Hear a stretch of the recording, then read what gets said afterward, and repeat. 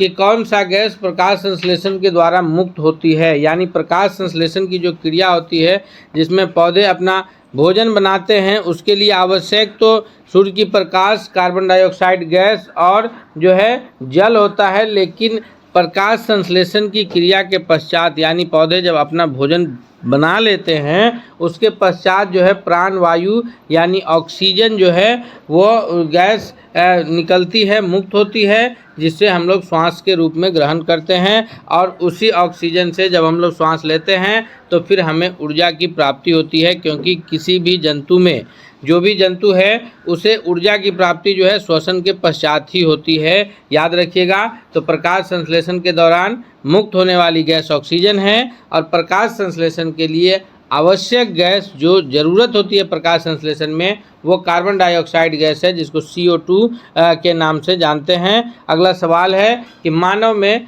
भोजन पाचन की क्रिया कहाँ शुरू होती है। तो मानव में भोजन पाचन की क्रिया जो है यह मुख से शुरू होकर के छोटी आंत में समाप्त होती है। यानी जब हम लोग भोजन को मुख में रखते हैं, चबाना शुरू करते हैं, वहाँ से पाचन की क्रिया आरंभ हो जाती है। तो मुंह से शुरू होती है पाचन की क्रिया और छोटी आंत में जाकर के पूर्ण पाचन हो जाती है। मुख के बाद जो है आमाशय, बड़ी आंत, छोटी आंत होते हुए पाचन की क्रिया समाप्त होती है। अगले प्रश्न की ओर बढ़ते हैं। नेक्स्ट सवाल है कि जंग लगना किस प्रकार की अभिक्रिया है।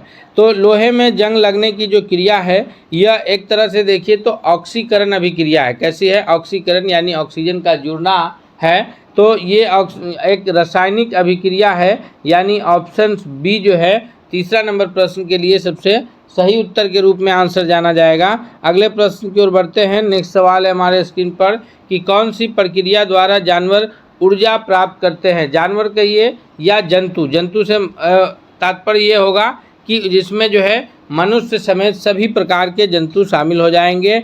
तो जो भी जंतु है जो श्वास लेते हैं, श्वास लेने के पश्चात जो है उन्हें श्वसन की क्रिया के द्वारा ही जो भोजन ये हम लोग ग्रहण करते हैं वो टूटता है और हमें ऊर्जा की प्राप्ति होती है। तो हमें जो ऊर्जा की प्राप्ति है वो श्वसन क्रिया से होती है। ऑप्शन बी यहाँ पर सबसे करेक्ट आंसर के रूप में उत्तर जाना जाएगा। दोस्तों हम लोग विज्ञान, भूगोल जो है, भारतीय संविधान और इतिहास से संबंधित महत्वपूर्ण प्रश्नों को इसमें कवर कर रहे हैं, जो आपके कल से होने वाली परीक्षाओं के लिए बहुत ही लाभकारी होने वाला है। इसलिए आपसे रिक्वेस्ट है कि अगर आप हमारे चैनल पर अब तक नए हैं, चैनल को सब्सक्राइब नहीं किया है, तो प्लीज़ आप चैनल को सब्सक्राइब करते हुए बेल आइकन को ज़रूर दबा लीजिए, ताकि अगला हर अपडेट्स आप तक सबसे पहले पहुँचे। और साथ ही साथ आपसे रिक्वेस्ट भी है कि अगर आप चैनल पर नए हैं तो प्लीज़ आप जो है हमारे चैनल के मेंबर बन सकते हैं, और आपकी तैयारी अगर बेहतर हुई है तो आप हमें सुपर थैंक्स भी भेज सकते हैं। अगले सवाल की ओर हम बढ़ते हैं। नेक्स्ट सवाल है हमारा कि किस रोग का टीका एडवर्ड जेनर ने विकसित किया था। तो एडवर्ड जेनर के द्वारा विकसित किया गया जो टीका है वह चेचक, जिसको चिकन पॉक्स के नाम से हम लोग जानते हैं। ऑप्शन सी यहाँ 5वां नंबर प्रश्न का सबसे करेक्ट आंसर होगा। नेक्स्ट सवाल है कि जलवाष्प को फिर से जल में बदलने की क्रिया को क्या कहते हैं। यानी जब हम लोग पानी को 100 डिग्री सेंटीग्रेड तक गर्म करते हैं, गर्म करने के पश्चात पानी वाष्पित होने लगता है, उस वाष्प को पुनः जल में बदलने की क्रिया क्या कहलाती है। तो वह वाष्प को पुनः जल में बदलने की जो क्रिया है संघनन के रूप में जानी जाती है। ऑप्शन बी यहाँ पर सबसे सही उत्तर के रूप में आंसर जाना जाएगा। अगले प्रश्न की ओर हम बढ़ते हैं। नेक्स्ट सवाल है हमारे स्क्रीन पर कि कौन सा खनिज दूध में प्रचुर मात्रा में पाए जाते हैं। दूध का जो सेवन हम लोग करते हैं तो उस दूध में कौन सी खनिज जो है, आयरन है, कैल्शियम है, फास्फोरस है और मैग्नीशियम है हमारे स्क्रीन पर। तो दूध में प्रचुर मात्रा में पाए जाने वाली खनिज जो है वह कैल्शियम है, यानी ऑप्शन बी जो है इसका सबसे सही जवाब है। अगर आप हमसे पहले जवाब कर पा रहे हैं तो आप कमेंट करके ज़रूर बताइए। सवाल है कि पदार्थ की कणीय प्रकृति को सबसे पहले किसने सिद्ध किया। यानी कि किन्होंने बताया कि पदार्थ जो है छोटे छोटे कणों का मिलकर के बना होता है। तो यह बताने का कार्य जो है सबसे पहले जॉन डाल्टन ने किया था। उन्होंने कहा था कि जितने भी पदार्थ हैं वह छोटे छोटे कणों का बना होता है, याद रखिएगा। तो उसके जो छोटे छोटे कण हैं वो एकदम करीब करीब होते हैं, तो वह पदार्थ ठोस पदार्थ कहलाता है। ठोस पदार्थ के जो कण हैं वो बिल्कुल करीब करीब होते हैं, और जो है द्रव पदार्थ के जो कण हैं वो थोड़ा सा दूर दूर होते हैं। ठोस के बनिस्बत, और जो गैस है उसके कण काफ़ी दूर दूर होते हैं। तो इस प्रकार उन्होंने ठोस, द्रव और गैस 3 अवस्थाओं में पदार्थ को बारे में बताया। जॉन डाल्टन ने कहा था कि पदार्थ के जो कण हैं, यानी कोई भी पदार्थ जो है वो छोटे छोटे कणों का बना होता है। ठोस के कण बिल्कुल करीब करीब होते हैं, द्रव के कण थोड़ा सा दूर दूर होते हैं और गैस के कण बिल्कुल दूर दूर होते हैं। अब इन कणों, 2 कणों के बीच जो आपस में एक दूसरे के करीब रहने की जो बल है उसको अंतराअनुक आकर्षण बल नाम दिया गया था।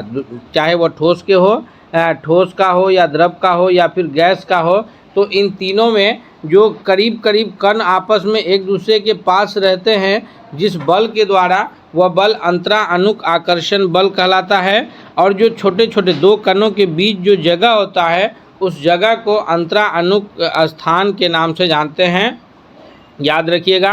अगले प्रश्न की ओर हम लोग बढ़ते हैं। नेक्स्ट सवाल है कि कण परमाणु में ऋण आवेशित होता है, यानी कौन सा कण परमाणु का ऋण आवेशित होता है। तो कोई भी परमाणु जो है वो 3 कणों से मिलकर के बना होता है।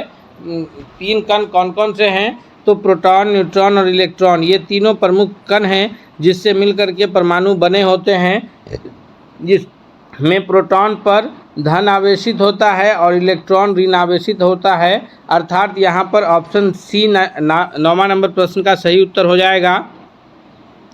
याद रखिएगा, प्रोटॉन और न्यूट्रॉन जो है किसी भी परमाणु के नाभिक में पाए जाते हैं। कहाँ पाया जाता है? नाभिक में। और इलेक्ट्रॉन जो है यह कक्षा में चारों ओर घूमता रहता है और इलेक्ट्रॉन पर निगेटिव चार्ज होता है, प्रोटॉन पर पॉजिटिव चार्ज होता है। यही कारण है कि परमाणु विद्युत उदासीन होता है, क्योंकि जितना इलेक्ट्रॉन उतना प्रोटॉन होता है, तो पॉजिटिव नेगेटिव चार्ज मिलकर के बराबर हो जाते हैं और परमाणु जो है वो उदासीन होता है। ना ही परमाणु पर धन आवेशित रहता है, न ऋण आवेशित रहता है। अगला और भी प्रश्न से बनेंगे, वो भी आप याद रखें कि प्रोटॉन की खोज गोल्डस्टीन ने किया था। किन्होंने किया था? प्रोटॉन की खोज गोल्डस्टीन ने किया था। न्यूट्रॉन की खोज जेम्स चैडविक, कौन? जेम्स चैडविक ने किया है। और इलेक्ट्रॉन की खोज जे थॉमसन, कौन? जे थॉमसन ने किया है। याद रखेंगे। अगले प्रश्न की ओर बढ़ते हैं। नेक्स्ट सवाल है कि द्रव्यमान और भार में मुख्यतः क्या अंतर होता है, यानी द्रव्यमान और भार में मुख्य रूप से क्या अंतर पाया जाता है। तो द्रव्यमान जो है वो स्थिर रहता है और भार जो है वह गुरुत्वाकर्षण पर निर्भर करता है। यानी अगर गुरुत्वाकर्षण का मान में बदलाव आ रहा है तो भार में बदलाव होगा। यही कारण है कि पृथ्वी पर की वस्तु का भार चंद्रमा पर केवल 1/6 रह जाता है। यानी 6 kg की वस्तु चंद्रमा पर जो है उसका भार 1 kg के बराबर होता है। वो आभासी कमी क्यों होता है? क्योंकि गुरुत्वाकर्षण में हुए परिवर्तन के कारण होता है। तो द्रव्यमान और भार में अंतर यह है कि द्रव्यमान स्थिर होगा और भार बदलेगा। किस पर डिपेंड करेगा? तो वह गुरुत्वाकर्षण पर डिपेंड करेगा। ऑप्शन सी 10वां का सही जवाब है। सवाल है कि डीएनए कहाँ पाया जाता है। तो डीएनए जो है यह किसी भी कोशिका के केंद्रक में, यानी कोशिका झिल्ली है, उसके अंदर में कोशिका द्रव है और बीचों बीच में जो है केंद्रक है। तो केंद्रक के अंदर में जो है डीएनए पाया जाता है और ये बाहर में जो है केंद्रक के बाहर और कोशिका झिल्ली के अंदर, केंद्रक के बाहर और कोशिका झिल्ली के अंदर में ये सारे जो हैं, यहाँ पर माइटोकॉन्ड्रिया हो, चाहे राइबोसोम हो या लाइसोसोम हो, ये सारे पाए जाते हैं। और डीएनए जो है वो केंद्रक के अंदर डीएनए पाया जाता है। याद रखिएगा। नेक्स्ट प्रश्न की ओर बढ़ते हैं। अगला सवाल है हमारे स्क्रीन पर कि भारत का कुल क्षेत्रफल विश्व के कुल भूभाग का लगभग कितना % है। भारत का जो क्षेत्रफल है 32.8 लाख वर्ग किलोमीटर, यह विश्व के कुल क्षेत्रफल का 2.4% है। कितना है? 2.4% है भारत का कुल क्षेत्रफल। याद रखिएगा, भारत जो है ये क्षेत्रफल की दृष्टि से दुनिया का 7वां बड़ा देश है। दुनिया का सबसे बड़ा देश जो है क्षेत्रफल की दृष्टि से वो रसिया है। रूस के बाद जो है 6 और भी बड़े देश हैं, जैसे चीन है, अमेरिका है, अफ्रीका है। ये सारे देश जो है कनाडा है, ब्राज़ील है, ये सारे देश भारत से क्षेत्रफल में बड़े हैं। जनसंख्या की दृष्टि से भारत चाइना के बाद दूसरा बड़ा देश है। हालांकि एक रिपोर्ट के मुताबिक भारत अब दुनिया का सबसे बड़ा जो है जनसंख्या वाला देश है, लेकिन यह आंकड़े साफ हो जाएंगे जब अगले वर्ष जो है, चूँकि 2011 के बाद भारत में किसी प्रकार की जनगणना अभी हुआ नहीं है। 2026 में जाति आधारित गणना पूरे भारत में होने हैं, तो उसके जब आंकड़े 27-28 में आएंगे तो फिर उस वक्त क्लियर हो जाएंगे कि दुनिया का सबसे बड़ा जो है जनसंख्या वाला देश भारत है या फिर अभी चाइना है। अगले सवाल की ओर बढ़ते हैं। नेक्स्ट सवाल है कि भारत का विस्तार कितने अक्षांशीय और देशांतरीय रेखाओं के बीच है। जो भारत का जो विस्तार है वो 8 डिग्री 4 मिनट उत्तर अक्षांश। जब आप भारत के मैप को देखेंगे तो यहाँ पर कन्याकुमारी के पास जो है 8 डिग्री 4 मिनट है, और इस प्रकार जो है गुजरात होते हुए जो है भारत का देश, सॉरी मैप सही नहीं बन पाया है, यहाँ कश्मीर में 37 डिग्री 6 मिनट है। फिर ये अक्षांशीय विस्तार है, 8 डिग्री 4 मिनट से 37 डिग्री 6 मिनट उत्तर। उसी प्रकार गुजरात में देखेंगे तो 68 डिग्री 7 मिनट से जो है यहाँ अरुणाचल प्रदेश में 97 डिग्री 25 मिनट पूर्वी देशांतर के बीच भारत का विस्तार है। अर्थात ऑप्शन ए करेक्ट आंसर हो जाएगा कि अक्षांशीय रूप से भारत का विस्तार 8 डिग्री 4 मिनट उत्तर से 37 डिग्री 6 मिनट उत्तर अक्षांश के बीच है। अक्षांशीय रूप से भारत का विस्तार कितना है? 8 डिग्री 4 मिनट उत्तर से 37 डिग्री 6 मिनट उत्तर। और देशांतरीय रूप से कितना है? तो देशांतरीय रूप से है 68 डिग्री 7 मिनट पूरब से 97 डिग्री 25 मिनट पूरब देशांतर के बीच भारत का विस्तार है। अगले प्रश्न की ओर बढ़ते हैं। नेक्स्ट है कि विंध्याचल पर्वत और सतपुड़ा पर्वतमालाएं किस क्षेत्र में स्थित है? तो विंध्याचल और सतपुड़ा की जो पर्वतमालाएं हैं यह मध्य भारत में स्थित है। अर्थात ऑप्शन बी जो है 14वां नंबर प्रश्न का सबसे सही जवाब के रूप में उत्तर जाना जाएगा। अगला सवाल है कि सरदार सरोवर बांध किस नदी पर बनाया गया है या किस नदी पर स्थित है? तो सरदार सरोवर बांध जो है यह नर्मदा नदी पर स्थित है। Option C. इसी बांध के निर्माण के क्रम में नर्मदा बचाओ आंदोलन भी चला था। तो सरदार सरोवर बांध नर्मदा नदी पर स्थित है। दोस्तों, हम अभी जो है विज्ञान के बाद भूगोल से संबंधित महत्वपूर्ण प्रश्न जो एनसीईआरटी की किताबों से तैयार किए गए हैं वो अभी कवर कर रहे हैं। हम इसके बाद जो है भारतीय संविधान इतिहास के प्रश्नों को भी कवर करेंगे। हम आपसे रिक्वेस्ट करते हैं कि अगर चैनल पर नए हैं तो ज़रूर सब्सक्राइब कर लीजिए। क्लास पसंद आ रहा है तो दोस्तों के बीच भी शेयर कर लीजिए, और आप हमारे चैनल के मेंबर बन सकते हैं। साथ ही साथ आप हमें जो है ये भेज सकते हैं, सुपर थैंक्स भी भेज सकते हैं। अगले सवाल की ओर बढ़ते हैं। नेक्स्ट सवाल है कि सुंदरवन डेल्टा में कौन से पेड़ मुख्य रूप से पाए जाते हैं? सुंदरवन डेल्टा जो है जहाँ पर बंगाल की खाड़ी में, कहाँ पर? बंगाल की खाड़ी में, जहाँ पर गंगा यमुना गंगा यमुना और ब्रह्मपुत्र, यानी गंगा और ब्रह्मपुत्र का जो ये है संयुक्त धारा है जहाँ पर गिरती है, वहाँ पर जो है सुंदरवन डेल्टा का निर्माण है मुहाने पर। तो उस वहाँ पर जो है मुख्य रूप से मैंग्रोव वन जो है पाए जाते हैं, और इसी मैंग्रोव जिसको जो है सुंदरी वृक्ष के रूप में जानते हैं के कारण जो है उसका नाम सुंदरवन डेल्टा पड़ा है। ऑप्शन सी सही जवाब है। सवाल अगला है कि नर्मदा बचाओ आंदोलन किस परियोजना से जुड़ा था? तो नर्मदा बचाओ आंदोलन जो है यह सरदार सरोवर बांध परियोजना से जुड़ा हुआ है, यानी 17वां का ऑप्शन डी इसका सबसे सही जवाब है। अगले प्रश्न की ओर बढ़ते हैं। नेक्स्ट सवाल है हमारे स्क्रीन पर कि रब्बी फसलें कब बोई जाती है? रब्बी फसलें जो हैं ये 18वां नंबर प्रश्न का जो सही जवाब होगा कि रब्बी फसलें प्रत्येक वर्ष जो है अक्टूबर नवंबर के महीने में बोई जाती है और मार्च अप्रैल के महीने में काटी जाती है। रब्बी फसलें का समय क्या है? अक्टूबर नवंबर बोने का, और कटने का समय क्या है? मार्च अप्रैल। उसी प्रकार खरीफ फसल के लगने का अभी समय है जून जुलाई। अभी जो है धान की रोपनी हो रही है और मक्के की खेती हो रही है। ये सारे खरीफ फसल हैं जो बरसात के मौसम में बोए जाते हैं और फिर जो है ठंडी शुरू होने से पहले काटे जाते हैं।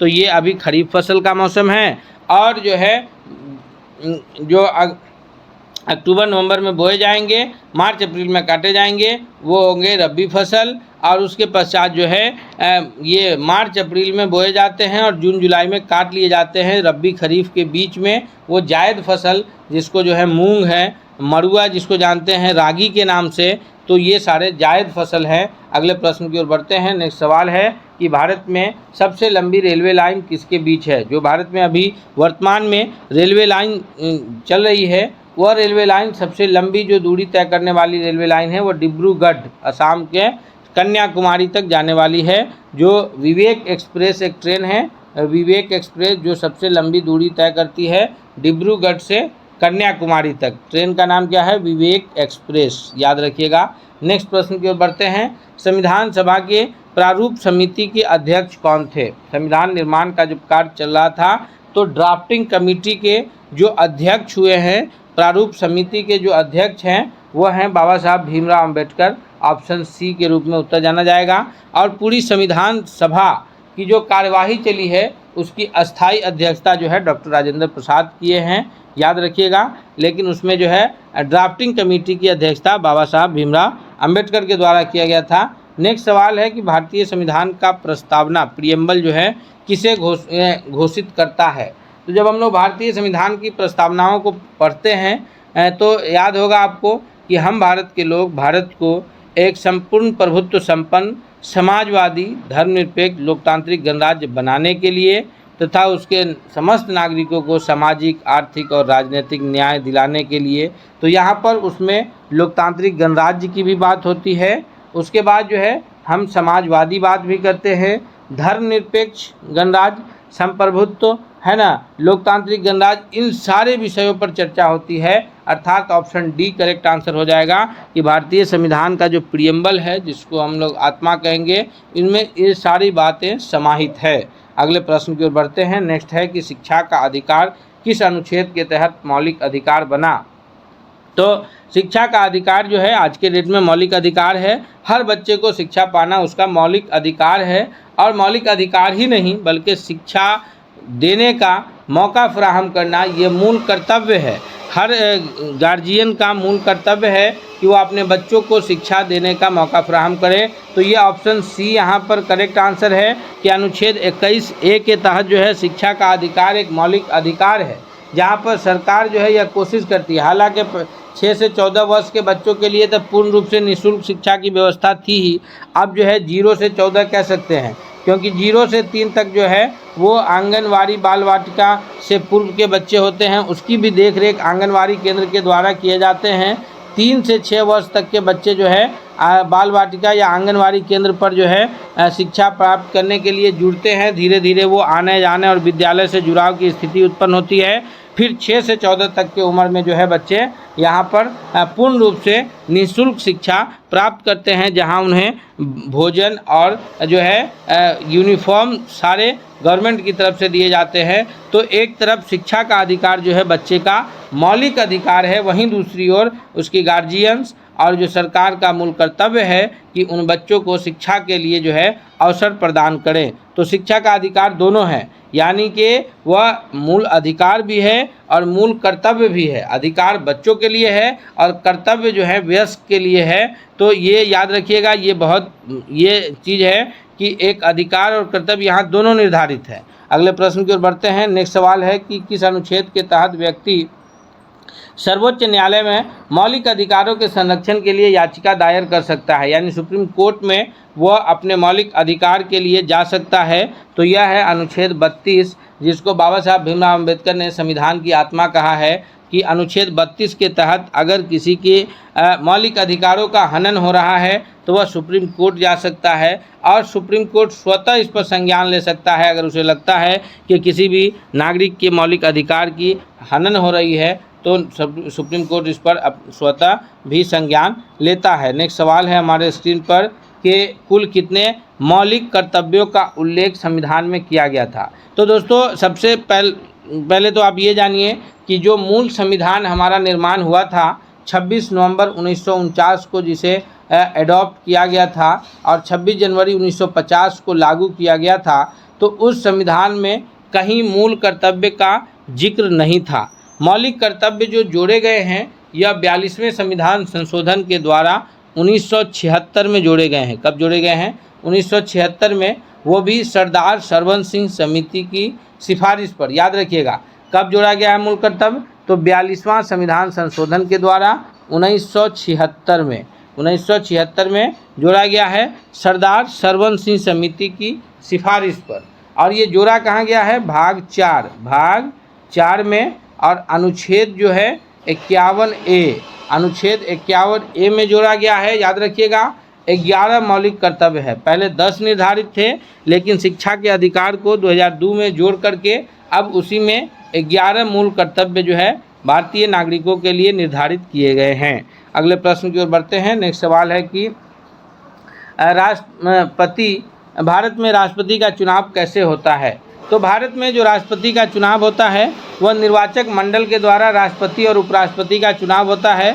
यानी भारत में राष्ट्रपति का चुनाव डायरेक्ट नहीं होता है, जनता डायरेक्ट वोट करके राष्ट्रपति नहीं चुनते हैं। जनता के जो चुने हुए प्रतिनिधि होते हैं, जैसे राज्य विधानसभा के सदस्य हैं, लोकसभा के सदस्य हैं, तो ये सारे लोग मिल कर के जो है भारत के राष्ट्रपति का चुनाव करते हैं। यहाँ ऑप्शन सी इसका सबसे सही जवाब के रूप में उत्तर जाना जाएगा। नेक्स्ट प्रश्न की ओर हम लोग बढ़ते हैं। सवाल है कि भारत का कौन सा अनुच्छेद धर्मनिरपेक्षता की गारंटी देता है। तो भारत का जो अनुच्छेद है स्वतंत्रता के अधिकार के अंतर्गत धार्मिक स्वतंत्रता के अधिकार में जो 26वां नंबर प्रश्न का ऑप्शन बी है कि अनुच्छेद 25 जो है वह धर्मनिरपेक्षता की गारंटी देता है। धर्मनिरपेक्षता का अर्थ है कि भारत का राष्ट्र का अपना कोई राष्ट्रीय धर्म नहीं होगा। राष्ट्र सभी धर्मों का सम्मान करेगा। सभी धर्म के लोगों को यह आज़ादी प्राप्त होगी कि वह बिना किसी दूसरे धर्म के लोगों के भावनाओं को आहत करते हुए अपने धर्म को अपने रीति रिवाज के मुताबिक, अपने धार्मिक रीति रिवाज के मुताबिक अपने धर्म को मना सके। याद रखिए, राष्ट्र का अपना कोई धर्म नहीं, हर धर्म का लोग इस बात के लिए स्वतंत्र है कि बिना अपने धार्मिक जो उनके आयोजन होंगे उससे बिना दूसरे धर्म के लोगों के भावनाओं को आहत करते हुए अपने धर्म को अपने रीति रिवाज के मुताबिक मना सके, यही धर्मनिरपेक्षता है। ऐसा नहीं है कि धर्मनिरपेक्षता जो है सभी लोग सभी धर्म के लोगों को के त्योहारों को मनाए या सभी धर्मों पर चले। तो सब अपने अपने धर्म को मनाएंगे और दूसरे की भावनाओं को आहत नहीं करेंगे, और राष्ट्र जो है किसी भी धर्म का पक्षपात नहीं करेगा, ये धर्मनिरपेक्षता है। अगले सवाल है कि संविधान में पहली बार समाजवाद और धर्मनिरपेक्षता शब्द कब जोड़े गए। तो मूल संविधान में ये शब्द नहीं थे, क्योंकि हमारा जो मूल था वो इस पर ही निर्भर था, लेकिन बाद में इन्हें लगा कि नहीं, इसे भी जोड़े जाने की आवश्यकता है, तो इसे पुनः जो है 27वां नंबर प्रश्न का सही उत्तर है कि 1976 में 42वें संविधान संशोधन के द्वारा, हम अभी पीछे भी आपको इस प्रश्न पे चर्चा किए हैं कि ये सब जो है समाजवाद और धर्मनिरपेक्षता शब्द जोड़े गए थे। अगले प्रश्न की ओर बढ़ते हैं। नेक्स्ट सवाल है कि संविधान का कौन सा अनुच्छेद समानता का अधिकार देता है। तो समानता का अधिकार एक मौलिक अधिकार है, और मौलिक अधिकार का जो चर्चा है वो 12 से 35 तक है। कहाँ तक है? अनुच्छेद 12 से 35 तक है, जिसमें अनुच्छेद 14 से 18 तक, याद रखिएगा, अनुच्छेद 14 से 18 तक जो है वह समानता के अधिकार का चर्चा किया गया है। उसके बाद जो है फिर 19 से 22 तक जो है वह स्वतंत्रता का अधिकार है। 19 से 22 तक स्वतंत्रता का अधिकार है। तो समानता का अधिकार, स्वतंत्रता का अधिकार, धार्मिक स्वतंत्रता का अधिकार, ये सारे जो है 6 मौलिक अधिकार हैं। टोटल कितने मौलिक अधिकार? पहले 7 अधिकार हुआ करते थे, बाद में एक अधिकार को संशोधन के द्वारा खत्म किया गया, वो था संपत्ति का अधिकार। अगले सवाल की ओर बढ़ते हैं। नेक्स्ट सवाल है कि कौन सा अनुच्छेद अस्पृश्यता यानी छुआछूत के उन्मूलन करता है। तो अस्पृश्यता को समाप्त करना यानी छुआछूत का उन्मूलन जो है भारतीय संविधान का अनुच्छेद 17 जो है इस बात की वकालत करता है कि भारत का एक भी नागरिक जो है किसी भी आधार पर अछूत नहीं माना जाएगा, चाहे वो धार्मिक रूप से हो, चाहे वो जाति आधार पर हो, भाषा के आधार पर हो, लिंग के आधार पर हो, तो किसी भी आधार पर किसी भी नागरिकों के साथ छुआछूत जैसी भावनाएं नहीं की जाएगी, चाहे उसमें जाति, धर्म, भाषा, लिंग आधारित किसी भी प्रकार का कोई भी छुआछूत की बात जो है भारतीय संविधान नहीं करता है। अस्पृश्यता के जो है उन्मूलन के लिए अनुच्छेद 17, और अगर कोई इस प्रकार की भेदभाव करता है तो सुप्रीम कोर्ट स्वयं संज्ञान लेगा, और नहीं तो अनुच्छेद 32 के तहत जो है वो नागरिक सुप्रीम कोर्ट जा सकता है डायरेक्ट उसके अगेंस्ट में। अगले सवाल की ओर बढ़ते हैं। सवाल है कि भारतीय संविधान में कुल कितने अनुच्छेद हैं 2023 तक, यानी वर्तमान में पूछा जा रहा है। तो वर्तमान में भारतीय संविधान में जो है 448 अनुच्छेद है। कितने हैं? 448 अनुच्छेद है। मूल संविधान जो बना था 26 नवंबर 1949 को, उसमें 395 अनुच्छेद थे। कितने थे? 395 थे। अभी वर्तमान में 448 है। संशोधन के द्वारा जो है ये 53 अनुच्छेद अब तक बढ़े हैं, और मूल संविधान में 22 भाग था और जो है 8 अनुसूचियाँ थी। अभी जो है 12 अनुसूचियाँ हैं, 25 भाग हैं और 448 अनुच्छेद हैं। याद रखिएगा, मूल संविधान में 395 अनुच्छेद थे, 22 भाग थे और 8 अनुसूचियाँ थी। अभी 12 अनुसूचियाँ हैं, 25 भाग है और 448 अनुच्छेद है। अगले सवाल की ओर बढ़ते हैं। सवाल अगला है हमारे स्क्रीन पर कि जर्मनी का एकीकरण किनके नेतृत्व में हुआ था। जी हाँ दोस्तों, अब हम लोग जो है इतिहास के प्रश्नों की तरफ आए हैं। हम यहाँ से अगला इतिहास का सेट देखेंगे, इसलिए हम आपसे रिक्वेस्ट करते हैं कि अगर आप हमारे चैनल पर अब तक नए हैं, चैनल को सब्सक्राइब नहीं किया है तो प्लीज़ आप चैनल को सब्सक्राइब करते हुए बेल आइकन को दबाइए ताकि अगला हर अपडेट्स आप तक सबसे पहले पहुँचे। सवाल है कि जर्मनी का एकीकरण किसके नेतृत्व में हुआ। तो जर्मनी का जो एकीकरण है यह मुख्य रूप से बिस्मार्क के नेतृत्व में हुआ था। ऑप्शन सी इसका करेक्ट आंसर के रूप में उत्तर जाना जाएगा।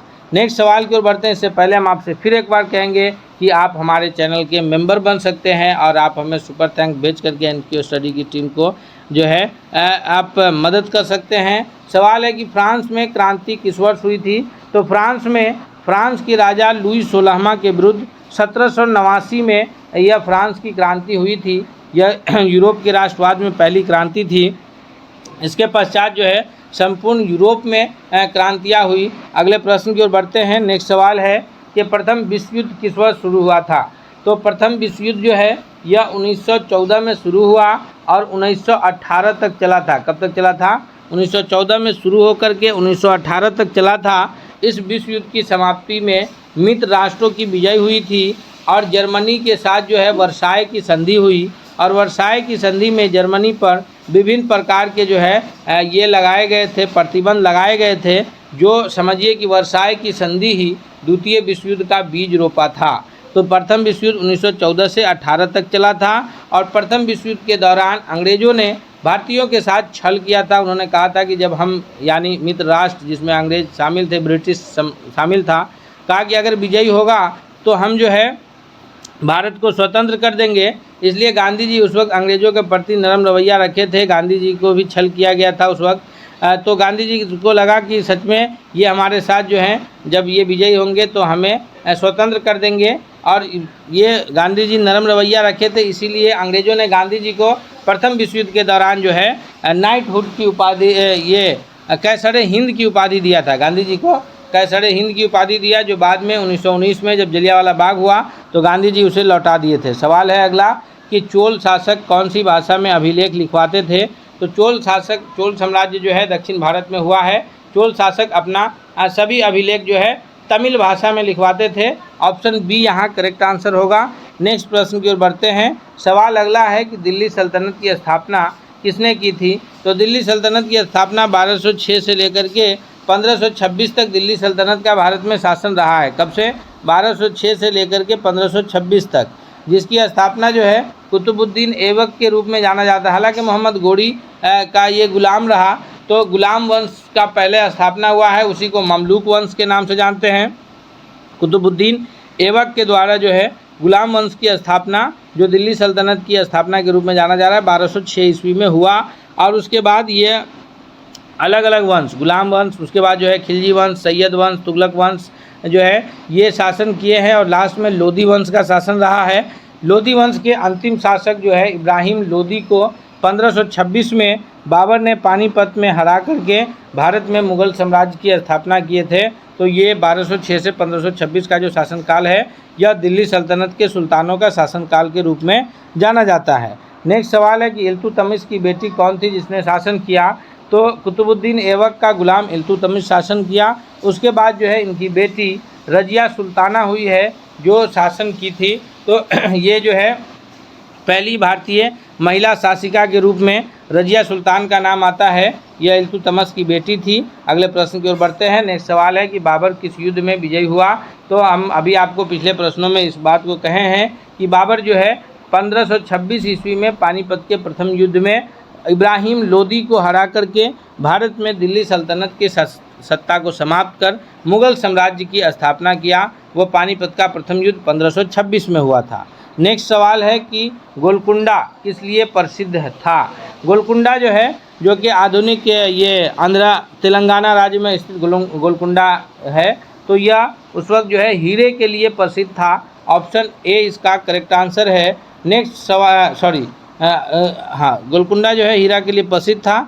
नेक्स्ट सवाल के आगे बढ़ते हैं हम लोग। अगला सवाल है कि भारत में यूरोपीय व्यापारियों का जो है सबसे पहले कौन आया। तो भारत में जितने भी यूरोपीय कम आए हैं, डच, फ्रेंच, पुर्तगाल, अंग्रेज, तो उसमें सबसे पहले हम सभी जानते हैं कि पुर्तगाल आया था 1492 में। जो है वास्को डी गामा 1492 में चला था, खोज किया था अमेरिका का कोलंबस, जो भारत के लिए ही निकला था। लेकिन 1498 में वास्को डी गामा सबसे पहले भारत आया। कब? 1498 में, जो पुर्तगाल का था।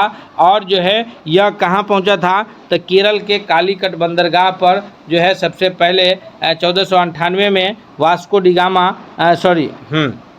वास्को डी गामा जो है ये आया था, जो पुर्तगाली था। सवाल अगला और अंतिम है इस सेशन का कि भरतनाट्यम नृत्य किस राज्य से संबंधित है। तो भरतनाट्यम नृत्य जो है यह संबंधित है तमिलनाडु राज्य से। ऑप्शन बी करेक्ट आंसर है। दोस्तों, हम लोग जो है 40 ऐसे वीवीआई प्रश्नों को किए हैं जो हर परीक्षाओं में बार बार पूछे जाते हैं। इसलिए आपसे फिर अब चलते चलते रिक्वेस्ट है कि अगर आप हमारे चैनल पर नए हैं तो प्लीज़ चैनल को सब्सक्राइब कीजिए। आपको क्लास पसंद आया तो दोस्तों के बीच शेयर कीजिए। आप हमारे चैनल के मेंबर बनिए ताकि अगला हर अपडेट्स आप तक जल्दी से पहुँचे। हम मिलते हैं अगले सेट के साथ, तब तक के लिए बहुत बहुत धन्यवाद।